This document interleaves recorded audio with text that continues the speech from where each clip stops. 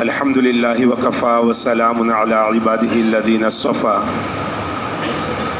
اما بعد فاعوذ باللہ من الشیطان الرجیم بسم اللہ الرحمن الرحیم یا ایہا الذین آمنوا کتب علیکم الصیام کما کتب علی الذین من قبلکم لعلکم تتقون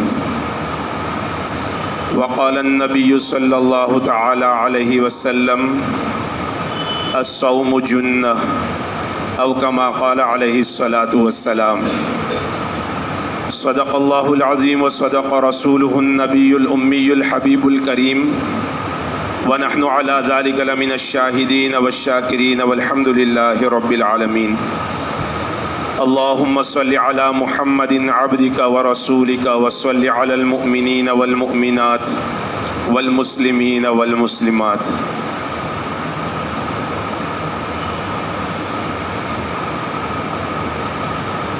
تمام تعریفیں اس بادشاہ کے حق میں جس نے ہم جیسے گنہگاروں کو رمضان کی سعادت نصیب فرمائی۔ رمضان کا مل جانا اللہ کی اور نعمتوں کے ساتھ بہت بڑی نعمت ہے۔ حضرت نبی پاک صلی اللہ تعالی علیہ وسلم کی خدمت میں ایک واقعہ بیان کیا گیا۔ ایک صحابی رضی اللہ تعالیٰ عنہ آئے، انہوں نے اپنا خواب بیان کیا۔ پیارے آقا، خواب میں نے اس طرح سے دیکھا کہ دو صاحب تھے، دونوں کا انتقال ہو گیا۔ ایک شہید ہو گئے اللہ کے راستے میں اور ایک سال کے بعد انتقال کر گئے، لیکن میں نے دیکھا کہ جو سال بعد انتقال کر گئے تھے وہ شہید سے پہلے جنت میں داخل ہوئے۔ مجھے اس پر تعجب ہو رہا ہے، شہادت بہت اونچا درجہ ہے، تو ان کو پہلے جنت میں جانا چاہیے تھا۔ ایک سال بعد انتقال کرنے والے پہلے جنت میں جا رہے ہیں۔ اللہ کے حبیب صلی اللہ تعالی علیہ وسلم نے اس صحابی کو سمجھایا کہ بھائی، اس بندے نے جس کا بعد میں انتقال ہوا، کیا اس نے ایک سال نمازیں نہیں پڑھی؟ اس نے رمضان کے روزے نہیں رکھے؟ صحابی نے عرض کیا بے شک رکھے۔ اللہ کے حبیب صلی اللہ علیہ وسلم نے فرمایا پھر تو ان دونوں کے درمیان زمین آسمان کا فرق ہو گیا۔ رمضان کا مل جانا بہت بڑی نعمت ہے اللہ کی طرف سے۔ تو اللہ رب العزت کا بڑا کرم، بڑا احسان کہ اللہ پاک نے ہم جیسے غافلوں کو، ہم جیسے نالائقوں کو، نااہلوں کو، ناقدروں کو رمضان جیسی مبارک سعادت نصیب فرمائی۔ رمضان تو اللہ کے چہیتے بندوں کا ہوتا ہے۔ صحابہ کرام کے بارے میں کتابوں میں لکھا ہے کہ صحابہ آدھا سال تک اللہ تعالیٰ سے رمضان کی قبولیت مانگا کرتے۔ اے میرے مولا، رمضان میں جو ہم سے عبادتیں ہوئی، جو ریاضتیں ہوئی، جو دین کا کام ہوا اور جو نیک اعمال ہوئے، اپنی بارگاہ میں قبول فرما۔ آدھا سال اس طرح سے گزرتا اور آدھا سال رمضان کی چاہتوں میں، رمضان کی امید میں، دعاؤں میں گزرتا۔ اے میرے مولا، آنے والا رمضان ہمیں نصیب فرما، آنے والا رمضان ہمیں نصیب فرما۔ اور صحابہ کے اندر یہ چاہت کیوں نہ ہوتی جبکہ ساری کائنات کے سردار حضرت محمد الرسول اللہ صلی اللہ تعالی علیہ وسلم کے اندر بھی چاہت تھی۔ ہم نے بارہا وہ روایت سنی ہے کہ جب رجب کا چاند نظر آتا تو حضرت نبی پاک صلی اللہ تعالی علیہ وسلم کا دل مچل جاتا اور زبان نبوت پر دعا جاری ہو جاتی، اللہم بارک لنا فی رجب و شعبان وبلغنا رمضان۔ اے میرے مولا، ہماری زندگی تیرے ہاتھ میں ہے، زندگی موت تیرے قبضے میں ہے، تو جب چاہے بلا سکتا ہے، ہمارا کوئی دخل نہیں، ہمارا کوئی زور نہیں، لیکن مولا ہماری زاری ہے، ہماری درخواست ہے، ہماری دعا ہے، رجب کے مہینے میں ہماری زندگی میں برکت دے، شعبان کے مہینے میں بھی ہماری زندگی میں برکت دے، ہماری زندگی میں اتنی برکت دے کہ ہم جیتے جی رمضان تک پہنچ جائے۔ یہ رمضان معمولی ساعت نہیں ہے، رمضان معمولی مہینہ نہیں ہے، یہ اللہ کی طرف سے آیا ہوا مہمان ہے۔ لہذا میرے محترم دوستو بزرگوں، اللہ ہمیں نوازنا چاہتے ہیں، اللہ ہمارے گناہوں پر مغفرت کا قلم پھیرنا چاہتے ہیں، اللہ ہمیں اپنی دوستی کے قابل بنانا چاہتے ہیں اور اپنے دوستوں میں شامل کرنا چاہتے ہیں۔ اس لیے اللہ رب العزت نے ہم جیسے پاپیوں کو یہ رمضان دیا ہے۔ اللہ تعالی ہمیں رمضان کی قدر کرنے کی توفیق عطا فرمائے۔ جو عبادتیں اللہ کے حبیب صلی اللہ علیہ وسلم نے ہمیں بتائی ہیں، وہ عبادتیں اللہ عافیت کے ساتھ ہمیں کرنے کی توفیق عطا فرمائے۔ میرے محترم دوستو بزرگوں، گزشتہ جمعہ میں ہمارے سامنے کچھ باتیں آئی تھی کہ پہلے نبیوں کو بھی روزے ملے، ہر زمانے میں روزے رہے ہیں۔ ہاں، یہ بات الگ ہے کہ روزے کی کیفیت الگ ہوتی تھی اور روزے کا وقت الگ ہوتا تھا۔ رمضان روزوں کے لیے اللہ نے منتخب کیا تو صرف اور صرف حضرت محمد الرسول اللہ صلی اللہ علیہ وسلم کی امت کے لیے منتخب فرمایا ہے۔ کسی اور کو رمضان نہیں ملا، اس امت کو رمضان ملا۔ اب اس کی کیا وجہ ہے کہ روزوں کے لیے اللہ نے رمضان کا انتخاب کیا؟ محرم کا مہینہ بھی بڑی فضیلتوں والا ہے، اللہ محرم میں روزے فرض فرما دیتا۔ جیسے 4 مہینے بڑے محترم ہیں، اللہ پاک نے قرآن کریم کے اندر بیان کیا ہے، وہ مہینے ہمیں مل جاتے، ان مہینوں میں اللہ روزے فرض کر دیتا۔ اللہ نے رمضان کا انتخاب کیوں کیا؟ علماء نے 21 حکمتیں بیان کی ہیں، 21 جوابات دیے ہیں کہ اللہ نے اس حکمت کی وجہ سے رمضان دیا، اس حکمت کی وجہ سے رمضان دیا۔ وہ لمبی داستان ہے، ہم مختصر بات کرتے ہیں۔ کچھ باتیں ہیں جس کی وجہ سے اللہ نے رمضان ہمیں دیا۔ پہلی بات یہ ہے، شہر رمضان الذی انزل فیہ القرآن۔ اللہ تعالیٰ قرآن کریم کے اندر بیان فرماتے ہیں، رمضان کا مہینہ وہ محترم مہینہ ہے، قابل احترام مہینہ ہے کہ جس مہینے میں اللہ رب العزت نے قرآن کریم کو نازل فرمایا ہے۔ قرآن اللہ کی نعمت ہے اور نبی پاک صلی اللہ تعالی علیہ وسلم کا معجزہ ہے۔ لہذا اللہ کی نعمت یقیناً رحمت والے دنوں میں اترا کرتی ہے، رحمت والی گھڑیوں میں اترا کرتی ہے۔ تو اللہ رب العزت نے ایمان والوں کو پہلی بات یہ سمجھائی کہ رمضان کا مہینہ اتنا محترم مہینہ ہے، اتنا قابل احترام مہینہ ہے کہ اس مہینے میں قرآن کریم نازل ہوا ہے۔ اور آسمانی جتنی بھی کتابیں نازل ہوئی، 100 صحیفے ہیں، چھوٹی کتابوں کو صحیفے کہے جاتے، بڑی کتابوں کو کتاب کہا جاتا۔ لہذا 100 صحیفے نازل ہوئے، وہ بھی رمضان کے مبارک مہینے میں۔ 4 بڑی بڑی اللہ کی طرف سے کتابیں نازل ہوئیں، وہ بھی رمضان کے مبارک مہینے میں۔ تفسیر مظہری میں اس بات کو بیان کیا اور نقل کیا ہے کہ رمضان کی پہلی تاریخ کو سیدنا ابراہیم خلیل اللہ علیہ السلام پر اللہ رب العزت کی طرف سے 10 صحیفے نازل ہوئے۔ رمضان کی پہلی تاریخ کو، پہلے روزے کو، ہمارے حساب سے روزہ، ورنہ پہلے تاریخ تھی، روزہ نہیں تھا۔ تو پہلی تاریخ کو رمضان کے 10 صحیفے حضرت ابراہیم علیہ السلام پر نازل ہوئے۔ اس کے بعد 10 صحیفے نازل ہونے کے بعد 700 سال کے بعد 6 رمضان المبارک کو، رمضان کی 6ٹھی تاریخ کو سیدنا موسیٰ علیہ السلام پر تورات نازل ہوئی۔ 600 سال کے بعد، پھر اس کے بعد 1200 سال کے بعد تورات جو نازل ہوئی، تورات کے نازل ہونے کے 1200 سال بعد حضرت داؤد علیہ السلام پر 13 رمضان المبارک کو زبور نازل ہوئی۔ زبور کے نازل ہونے کے بعد 1250 سال کے بعد زبور نازل ہو گئی۔ اس کے 1250 سال بعد حضرت عیسیٰ علیہ السلام پر 18 رمضان کو انجیل نازل ہوئی۔ اس کے پورے 600 سال بعد میرے اور آپ کے آقا حضرت محمد الرسول اللہ صلی اللہ علیہ وسلم کے اوپر جو قرآن کریم نازل ہوا وہ اللہ رب العزت نے 24 رمضان کو لوح محفوظ سے آسمان دنیا پر پہلے والے آسمان پر نازل فرمایا. یہ 24 رمضان تھا جس وقت قرآن کریم لوح محفوظ اللہ کی ایک خاص جگہ ہے جہاں پر پوری کائنات کی تقدیر لکھی گئی ہے. فی لوح محفوظ اللہ قرآن کریم کے اندر بیان فرماتے ہیں لوح محفوظ وہ تختیہ ہے جس پر کائنات بننے سے پہلے کائنات کی تقدیر لکھ دی گئی. وہاں قرآن کریم بھی لکھ دیا گیا تھا. وہ قرآن کریم 24 رمضان کو لوح محفوظ سے پہلے آسمان پر اترا.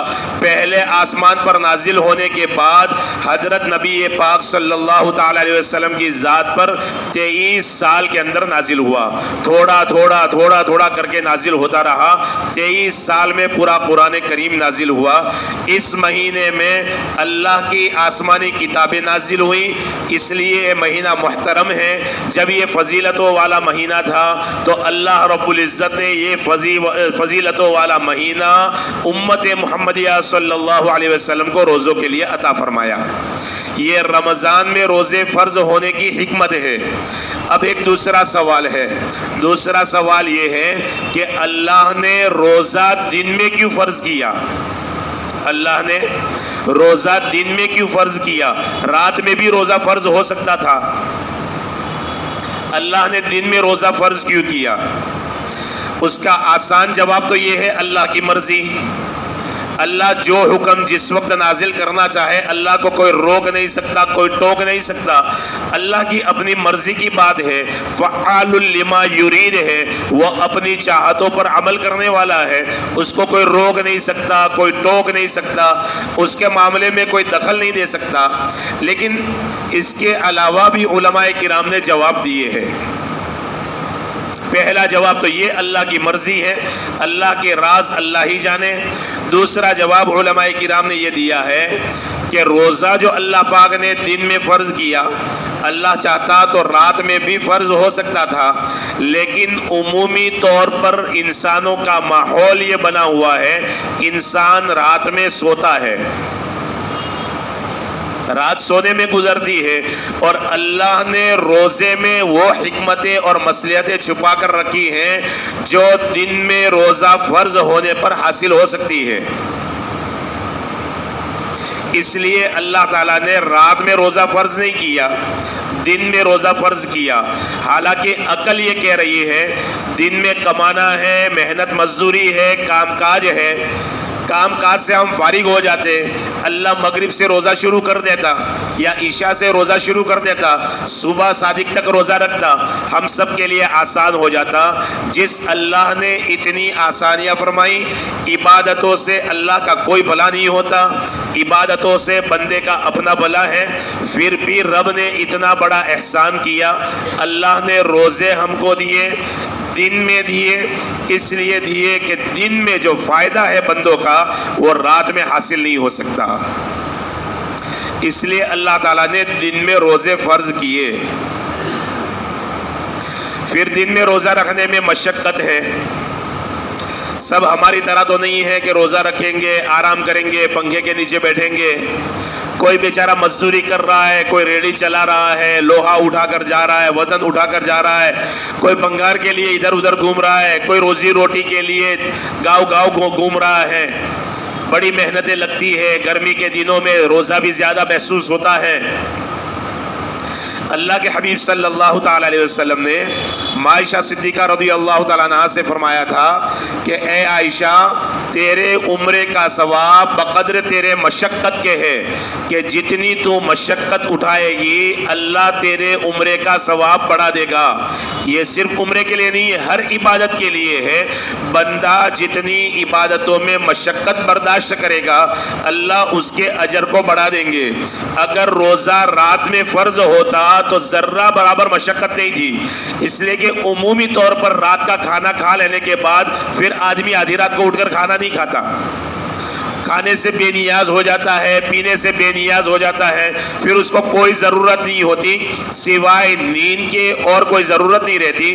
اگر رات کو روزہ فرض ہوتا تو کوئی مشقت نہ ہوتی، اور اللہ یہ چاہتے ہیں کہ میرا بندہ مشقت برداشت کرے تاکہ اس کے اجر کو بڑھا دوں۔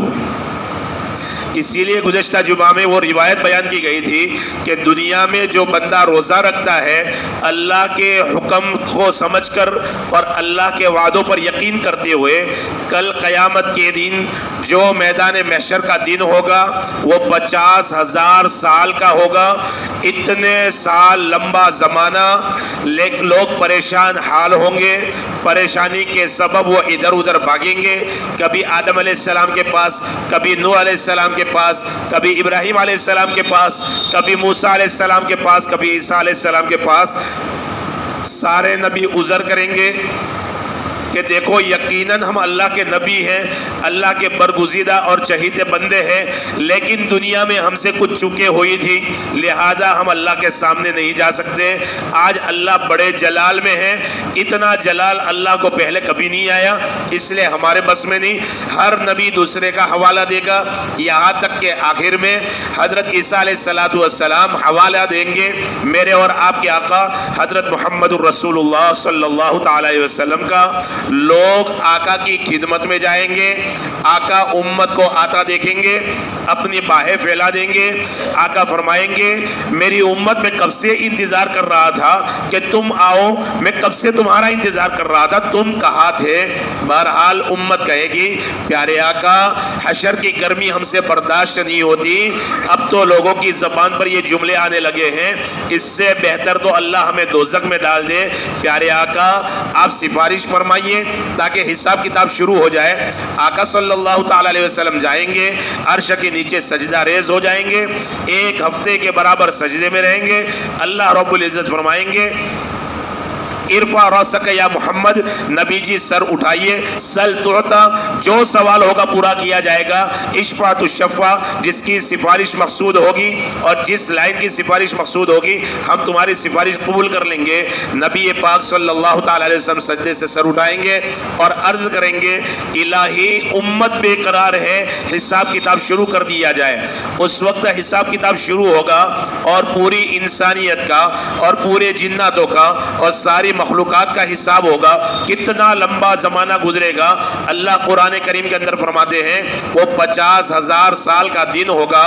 اتنا لمبا زمانہ لوگ بے قراری میں گزاریں گے، لیکن روزے داروں کے لیے اللہ عرش کے نیچے دسترخوان لگائیں گے، دسترخوان بچھا ہوا ہوگا، روزے داروں کو وہاں پر بٹھایا جائے گا، ان کا اکرام ہوگا، وہ کھانے میں مشغول ہوں گے، اللہ امت کا حساب لے رہے ہوں گے، انسانیت کا حساب لے رہے ہوں گے، یہ ابھی کھانے سے فارغ بھی نہیں ہوں گے اور وہاں حساب پورا ہو جائے گا۔ اسی لیے نبی پاک صلی اللہ تعالی علیہ وسلم کا ارشاد ہے جس کا خلاصہ ہے کہ جنتی جنت میں ایک کھانا جو کھائے گا، کھانے کا جو ٹائم لگے گا نا ایک بار کھانے میں، وہاں تو پیٹ بھرنا نہیں ہے، بھوک لگنا نہیں ہے، بد ہضمی کا سوال نہیں ہے، وہ ایک الگ مضمون ہے، بات بہت دور چلی جائے گی۔ بہرحال اللہ کے حبیب صلی اللہ علیہ وسلم فرماتے ہیں بندہ جنت میں ایک بار جو کھانا کھائے گا وہ 70,000 سال کا عرصہ گزرے گا، کھاتا رہے گا۔ یہاں 50,000 سال کا دن ہے، ابھی وہ کھانے میں مصروف ہے کہ یہاں حساب کتاب پورا ہو جائے گا۔ اللہ رب العزت روزے داروں سے فرمائیں گے بس کرو میرے بندو، اب جنت تمہاری منتظر ہے، اٹھو اور جنت کی نعمتیں کھانے کے لیے تیار ہو جاؤ۔ وہ اٹھیں گے، اللہ ان کو سواریاں دے گا اور ان کو جنت کے اندر بھیج دے گا۔ تو اس وقت میں جو روزہ نہیں رکھتے تھے وہ میدان محشر میں تمنا کریں گے اے کاش ہمیں عمر نوح مل جاتی، نوح علیہ السلام والی ہزاروں سال والی عمر مل جاتی، اور ہر سال رمضان آتا اور گرمی میں آتا اور ہم روزہ رکھتے، اور آج ہمیں اس طرح سے بدلہ ملتا کہ نہ ہمیں گرمی برداشت کرنی پڑتی، نہ حساب کتاب کی سختی برداشت کرنی پڑتی، نہ پل صراط پر سے گزرنا پڑتا، عافیت کے ساتھ جنت کے اندر چلے جاتے۔ اس لیے حضرت نبی پاک صلی اللہ علیہ وسلم کا فرمان ہے کہ اگر میری امت کو پتہ چل جائے کہ رمضان کتنی بڑی نعمت ہے تو وہ یہ تمنا کرنے لگے کہ پورا سال رمضان ہو جائے، پورا سال رمضان ہو جائے. اس لیے میرے محترم دوستو بزرگوں، ہمیں رمضان کی خوب قدر کرنی ہے، روزوں کا اہتمام کرنا ہے. یہ نہیں ہے دوستو ایک مسجد میں بیٹھا ہے بندہ، گھر کے اندر پنکھے کے نیچے بیٹھا ہے، پورا دن اس طرح سے ہماری طرح گزار رہا ہے، اور ایک بندہ گرمی میں پسینے بہ رہے اور محنت کر رہا ہے. کل قیامت کے دن دونوں کے روزوں کا اجر برابر ہوگا؟ نہ میرے محترم دوستو بزرگوں، اللہ تمہاری مشقت کے بقدر تمہیں اور زیادہ دے گا. ہمت ہارنے کی ضرورت نہیں ہے، حوصلہ رکھنے کی ضرورت ہے. کیا فرق پڑ جائے گا؟ تھوڑی سی پیاس برداشت کر لیں گے. کیا فرق پڑ جائے گا؟ تھوڑا سا پسینہ اور زیادہ بہ جائے گا، اللہ راضی ہو جائے گا، نبی راضی ہو جائیں گے، ہماری قبر بن جائے گی، آخرت سنور جائے گی، اور جنت کے ہم حقدار بن جائیں گے. اس لیے میرے محترم دوستو بزرگوں، ہمیں روزے رکھنے کی فکر کرنے کی ضرورت ہے. اللہ نے ہمیں جو رمضان دیا ہے یہ بار نہیں ہے. رمضان بار اور بوجھ نہیں ہے دوستو، اس کو ہم بوجھ نہ سمجھے. رمضان بوجھ ہوتا اگر اللہ کی اس میں رحمتوں کی بارش نہ ہوتی، اللہ ہمارے اجر کو بڑھانا نہ چاہتا. یہ رمضان ہمارے لیے بار اور بوجھ نہیں ہے، رمضان ہمارے لیے بہار ہے. ہر رمضان ہمیں یاد دہانی کراتا ہے، او بندے تو کیا کھا رہا ہے تجھے کچھ پتا ہے؟ کیا پی رہا ہے تجھے کچھ پتا ہے؟ رک جا میرے بندے، رک جا، بس بہت ہو گیا. رمضان یہ پیغام دینے کے لیے آتا، یہ احساس دلانے کے لیے آتا. تو کون سی گلیوں میں بھٹک گیا؟ تجھے تو تیرا محبوب شاہراہ پر اور ہائی وے پر چلا کر گیا تھا، سیدھا راستہ جنت کی طرف جاتا تھا. تو کون سے ودوے میں گھس گیا، کون سی گلیوں میں بھٹک گیا، اور کون سے خوفناک جنگل میں نکل گیا کہ تیرا کھانا بھی حلال نہ رہا، تیرا پینا بھی حلال نہ رہا، تیری تنہائیاں بھی حلال نہ رہی. بس کر بندے، بس کر، گناہوں سے توبہ کر لے، واپس لوٹ جا. ریورس میں گاڑی لیا، تیرے لیے راستہ انتظار کر رہا ہے جنت کا.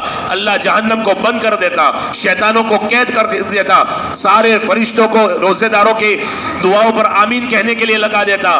عرش اٹھانے والے فرشتوں کو بھی اللہ کہہ دیتا تمہاری چھٹی، اب عرش اٹھانے کی ضرورت نہیں ہے، جاؤ میرے گنہگار بندے روزے کی حالت میں جو دعا مانگے اس پر آمین کہو. ساری مخلوقات دعا میں لگ جاتی اور فرشتے آمین میں لگ جاتے. اللہ یہ سارا انتظام کرتا. بس کر میرے بندے، بس کر. کتنی غفلتوں میں تو گزر گیا، نمازیں چھوڑ کر تو نے زندگی گزاری.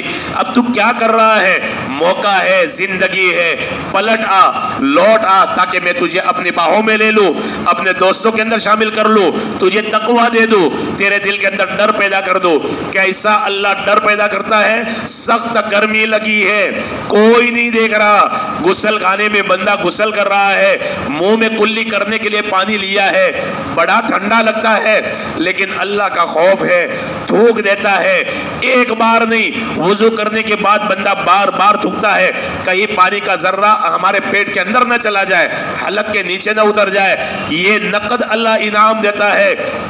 اور روزے سے اللہ یہ سمجھانا چاہتے ہیں لعلکم تتقون، میرے بندو 11 مہینے کی زندگی تمہاری ویسی بن جائے کوئی حرام تمہارے حلق سے نیچے اترنے نہ پائے، نہ وہ کوئی گھونٹ ہو، نہ وہ کوئی لقمہ ہو، اور نہ کوئی وہ نشہ ہو، وہ تمہارے پیٹ سے اندر اترنے نہ پائے.